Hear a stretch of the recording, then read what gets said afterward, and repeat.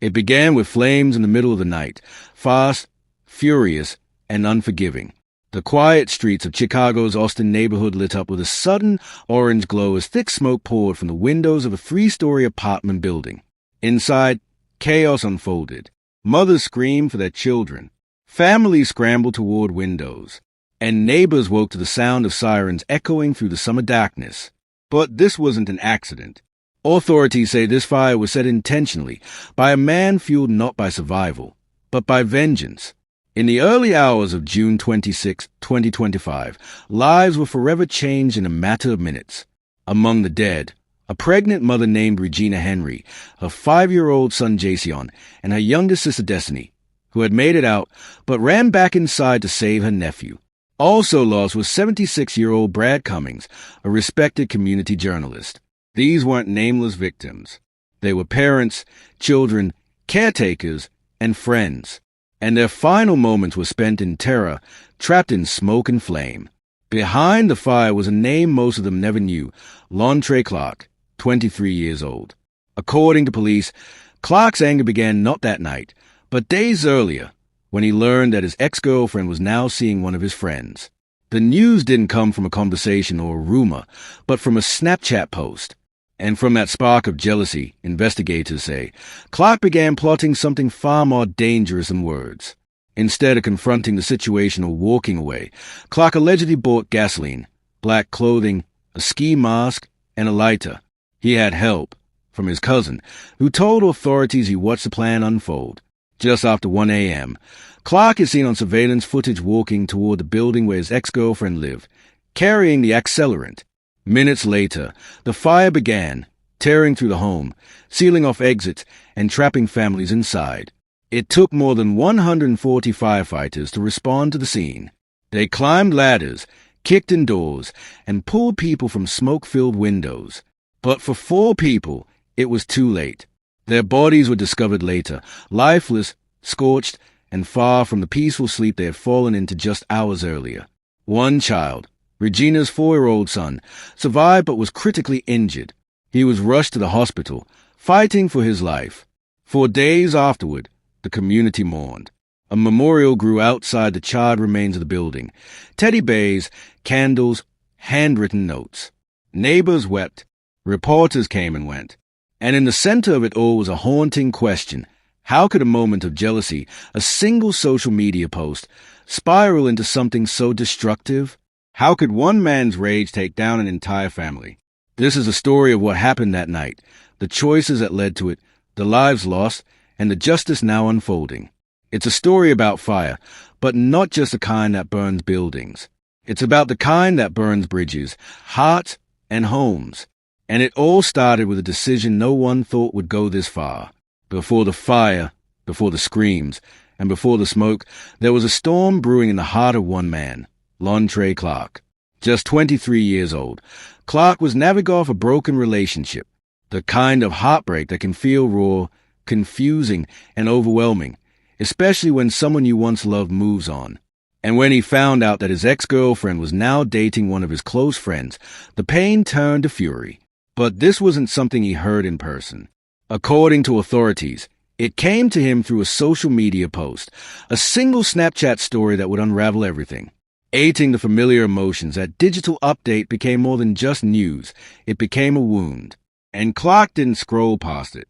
He stewed on it. He let it take root. Prosecutors say that's when something inside him shifted. Instead of processing the hurt or walking away, he began to obsess. The idea of being disrespected, of being replaced, twisted into something darker. It wasn't just about heartbreak anymore. It was about revenge. And not just emotional revenge, but physical, calculated retaliation. In the hours that followed, Clark reportedly started planning. On the surface, he was just another young man out at night with his cousin. But according to police, his intention was already set. Just after midnight on June 26, Clark stopped at a gas station and filled an antifreeze jug with gasoline. It wasn't a random act. It was a deliberate step in what prosecutors would later describe as a targeted arson attack. Not long after, he walked into a nearby convenience store and bought black clothes, a ski mask, and a lighter. The items weren't suspicious by themselves, but together, With the timing, the fuel, and the motive, they painted a chilling picture. Surveillance footage captured each moment. The purchase, the preparation, the disguise. Clark was not acting out of sudden rage. He was preparing. Every choice he made was another brick in a plan that would soon shatter lives. His cousin, who accompanied him throughout the night, would later testify that Clark wasn't hiding his intentions. He was vocal, open, even boastful. As they neared the apartment building where his ex-girlfriend lived, Clark reportedly told him, "I'm about to light their house on fire." And despite the clear warning signs, no one stopped him. The hurt he felt had morphed into something unrecognizable, something capable of taking innocent lives. At the heart of this story is not just a man broken by betrayal, but the deeply dangerous consequences of unresolved emotions, toxic pride, and the false power social media gives us to play out our pain publicly. What began as a personal heartbreak spiraled into a public catastrophe. Clark wasn't content to move on or even confront his ex with words. According to prosecutors, he wanted her to feel loss, to suffer, to burn. But the flames didn't just reach the woman he had once loved.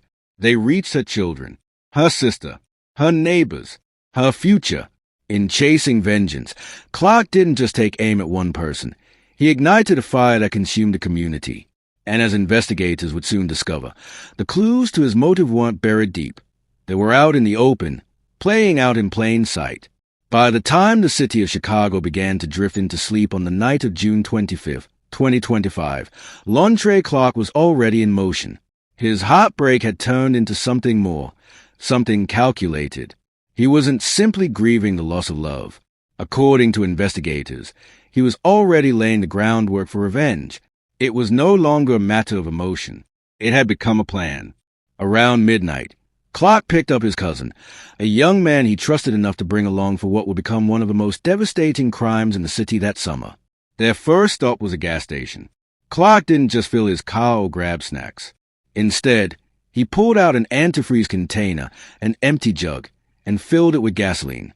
Surveillance footage would later confirm this moment. It was precise, quiet, intentional. From there, they drove to a convenience store nearby. Clark walked in alone and bought a few key items: black clothing, a ski mask, and a lighter. On any other night, these could have been harmless purchases. But put together, at that hour, alongside a jug of gasoline, they became chilling clues. The Clark likely had no idea what those items were about to be used for. But in hindsight, they were tools in a tragedy. Lontre Clark remains behind bars tonight after a Cook County judge determines that he is a danger to the community. Investigators say the 23-year-old became enraged and intentionally set fire to his friend's apartment after learning that that friend may have started dating his ex-girlfriend. We're sticking close together. It's a day-by-day process. George Smith says his family can finally begin their journey for justice now that the man accused of starting the fatal fire that claimed the lives of his loved ones heads to court.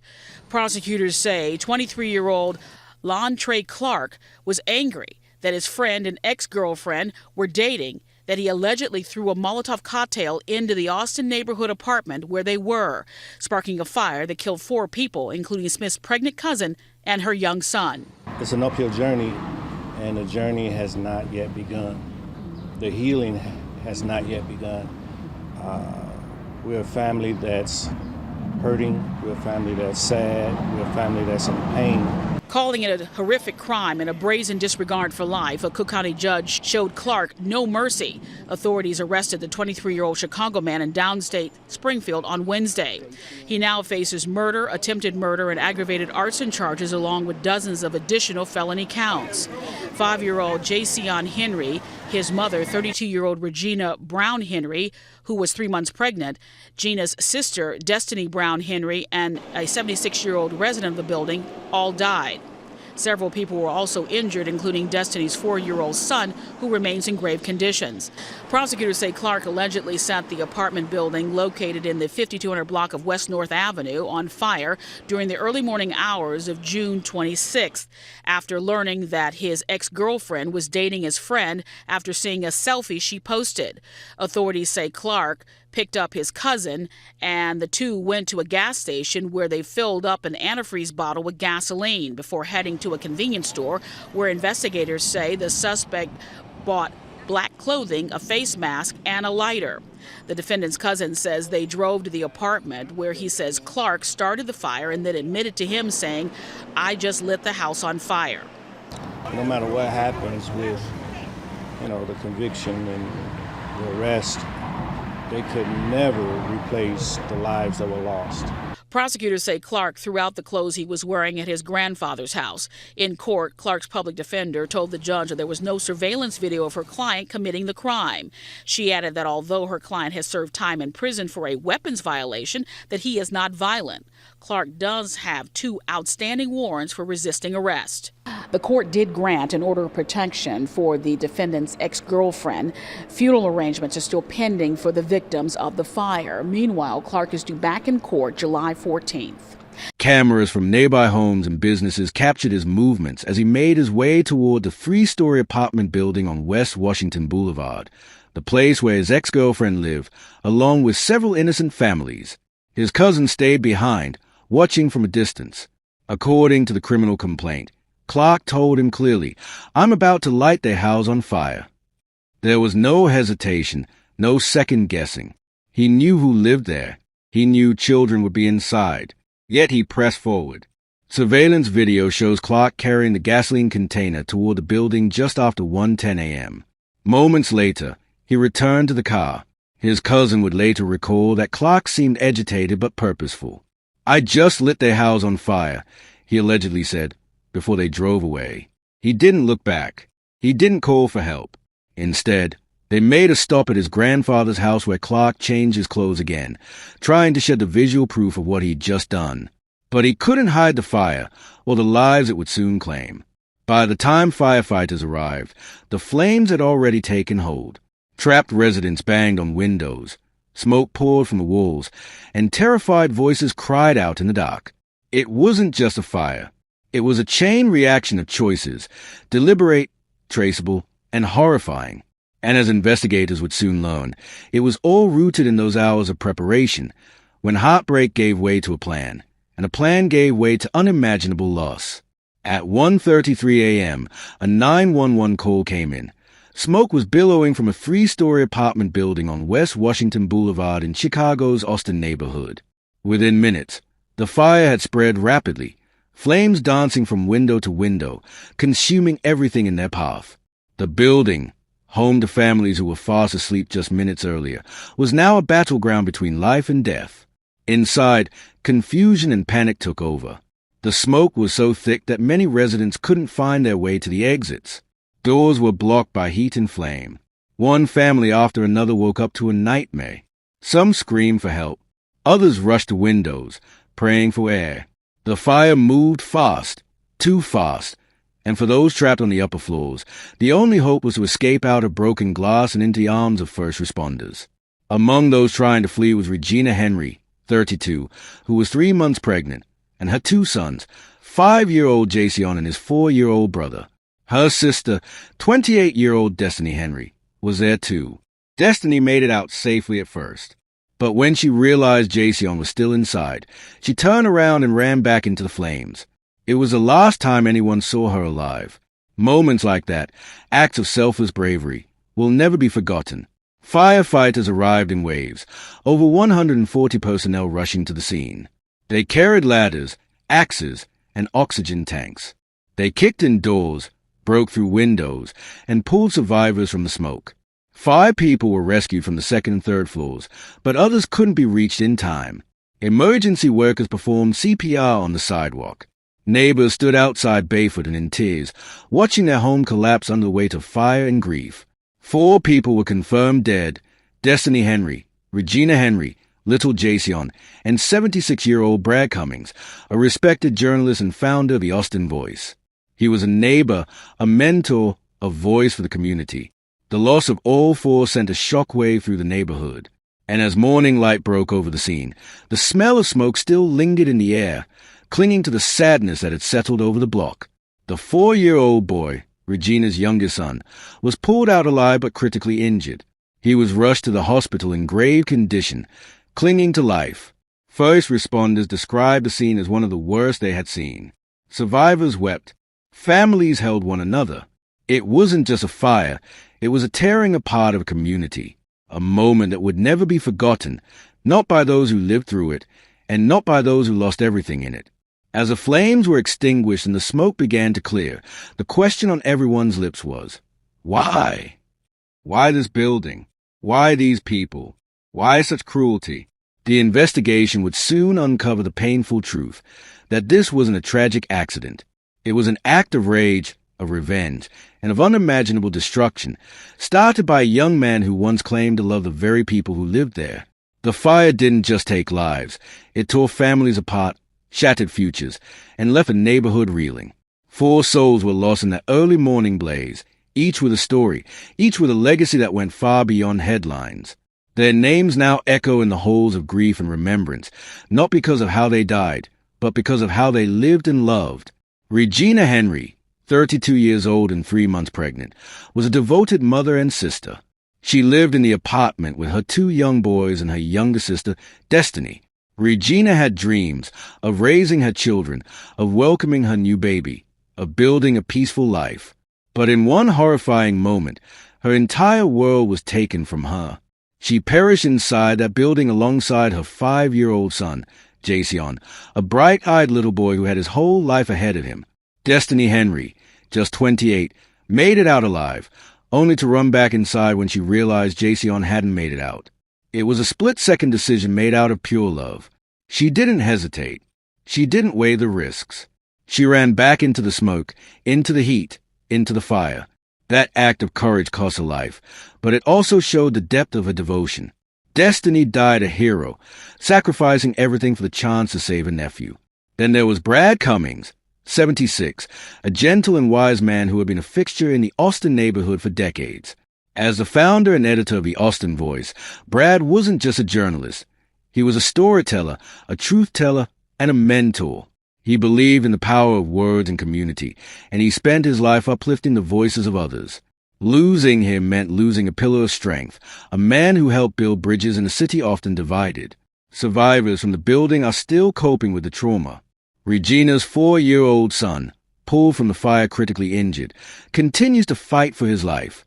Neighbors who escaped the flames are now displaced, carrying with them not only the loss of their homes, but the haunting memories of what they saw and heard that night. Some watched their loved ones disappear behind the flames. Others held their children close and jumped from windows just to survive. The emotional toll on the community has been overwhelming. Vigils were held in front of the charred building, with candles, photos, and teddy bears laid out along the sidewalk. Strangers hugged each other, crying openly. Friends of the Henry family spoke of their warmth, their closeness, and their love for one another. For many, the fire didn't just destroy a structure, it broke something inside that can't be rebuilt with bricks or beams. In the end, this was not just an act of violence, it was an act that forever altered the lives of the innocent. The ripple effect stretches far beyond the 4 who died. It reaches into classrooms, churches, newsrooms, and living rooms, everywhere these individuals were known and loved. And as the legal process begins, one thing remains painfully clear. No sentence, no justice will ever fill the space they once filled in this world. In the days following the fire, the community's heartbreak turned to determination. People wanted answers. They wanted justice. Investigators worked quickly, combing through surveillance footage, interviewing witnesses, and analyzing the physical evidence left behind. What they found painted a chilling and deliberate picture. And soon, the name Lontre Clark moved from whispers in the neighborhood to the center of a criminal case that shocked the entire city. Clark was arrested several days later in Springfield, Illinois, more than 200 miles away from where the fire occurred. He had fled Chicago, perhaps hoping to outrun the consequences. But the evidence, collected piece by piece, spoke louder than any denial. His cousin had already spoken with investigators, confirming details of the night. The gas station stop, the container of gasoline, the mask, the lighter, and Clark's chilling confession, "I just lit their house on fire." On July 11, 2025, Clark appeared in Cook County Court, where prosecutors laid out the full weight of the charges. He was formally charged with 4 counts of first-degree murder, 1 for each of the lives lost in the fire. In addition, he faced charges of aggravated arson, attempted murder, and residential arson. The courtroom was tense as these charges were read, a painful but necessary step in the pursuit of accountability. The judge ordered that Clark be held without bail, declaring him a clear danger to the public. Prosecutors argued that his actions were not only intentional, but calculated and cruel. They described how he brought gasoline to a residential building, fully knowing people were inside. How he lit the fire not in one spot, but in multiple areas, including near the stairwell, ensuring the blaze would spread and block escape routes. Surveillance video captured nearly every move Clark made that night, from the gas station convenience store purchases to his approach toward the apartment building wearing all black, carrying the container. Cell phone records placed him at the scene. The lighter, the jug, the mask, all pieces of a puzzle that left little room for doubt. And though Clark has not yet entered a plea, prosecutors say the evidence is strong enough to pursue the harshest legal consequences. For the families left behind, these charges are only the beginning. No legal process can bring back Regina, Destiny, Jason, or Brad. But seeing the man responsible face the weight of his actions is a step toward healing. The community that loved those victims deserves to know that the system is working, that someone will answer for the lives lost and the future stolen. As the trial approaches, emotions remain high. The Henry family, still reeling from unimaginable loss, will likely face painful testimony and images. But their strength is already evident, in the way they've shown up for one another, and in the way they continue to speak their loved ones' names with pride and purpose. Justice may move slowly, but it is moving, and the eyes of Chicago and far beyond will be watching every step. The case against Lontre Clark is built on a mountain of evidence, painful, powerful, and undeniable. From the moment investigators stepped onto the charred remains of that apartment building, they began piecing together a story of deliberate destruction. It wasn't just a fire itself that told the tale. It was what Clark left behind. And every clue pointed to a plan, not a mistake. At the heart of the investigation is surveillance footage. Security cameras captured Clark at multiple locations before the fire. Around midnight, he was seen at a gas station filling an antifreeze container with gasoline. Not long after, he was spotted entering a convenience store where he purchased black clothing, a ski mask, and a lighter. These images, clear and time-stamped, gave investigators a timeline that left little room for doubt. That timeline continued at the scene of the crime. Cameras from nearby homes and businesses caught Clark walking toward the apartment complex around 1:10 a.m., dressed in the same black clothing, carrying what appeared to be the gasoline container. He stayed only minutes. Then he returned to the car where his cousin waited.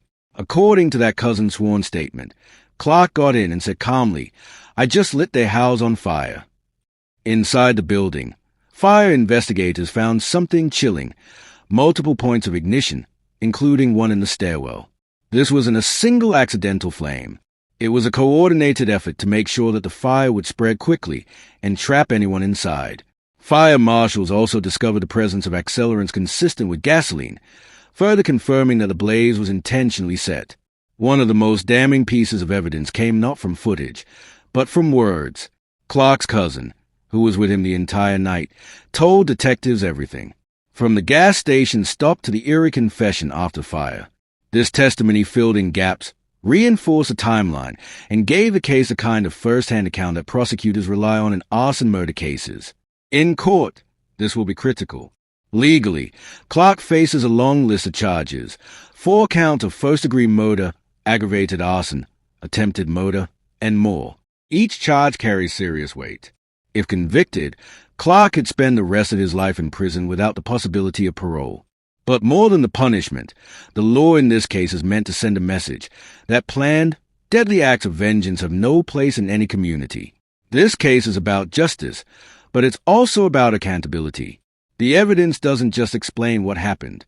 It reveals how far a single person was willing to go to satisfy anger and pride. In the end, the law doesn't only speak through sentencing. It speaks through truth. And in this case, the truth is written in the footage, the witness statements, and the ashes of a building that should have been a safe home.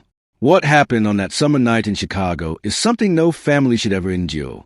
A fire meant to destroy more than just walls or belongings. It was meant to hurt people, to send a message, to punish through flames. But what it did instead was tear open hearts, rip families apart, and leave an entire neighborhood mourning lives that should still be here today. The names Regina, Destiny, Jason, and Brad are not just victims. They were cherished souls, loved deeply, and lost too soon. Lontre Clark's story is one of a young man overtaken by pride, jealousy, and rage.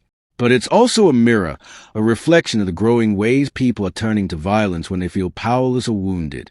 A breakup, a new relationship, a social media post. None of these things should ever lead to this. We must learn from this tragedy that emotions are powerful, but our actions in response to them matter so much more. This wasn't just a fire. It was a result of a decision made step by step, from a gas station, to a convenience store, to a front door holding families inside. And yet, in each of those steps, there was a moment when it all could have stopped. A moment where someone could have walked away, where help could have been sought, where a life could have been saved. This case reminds us how quickly a choice can become a catastrophe. But in the midst of this heartbreak, we also saw courage. Destiny Henry ran into the flames for her nephew. Firefighters risked their lives to save strangers. Neighbors held each other up through tears and trauma. And now, a community is choosing to stand together in the face of tragedy, demanding justice, but also calling for peace, empathy, and healing. Let this story be a lesson, not just about crime and punishment, but about love, loss, and restraint. Let it remind us to speak before we explode, to ask for help before we hurt, to pause before we react. Anger may feel powerful in the moment, but the consequences can be irreversible, especially when that anger turns to action with deadly intent. The justice system is doing its work, but real justice will also come when we, as people, begin to recognize the value of life over pride. When we stop glorifying revenge and start honoring compassion. When we learn to let go instead of burn bridges. The most powerful response to a moment of disrespect is not destruction, it's dignity. And so we say their names again, not because they were victims, but because they mattered. Regina, Destiny, Jason, Brad. May their memories live on as a call to choose better, to love harder, and to protect life at all costs. May their families find strength, and may this story not end in pain, but in purpose.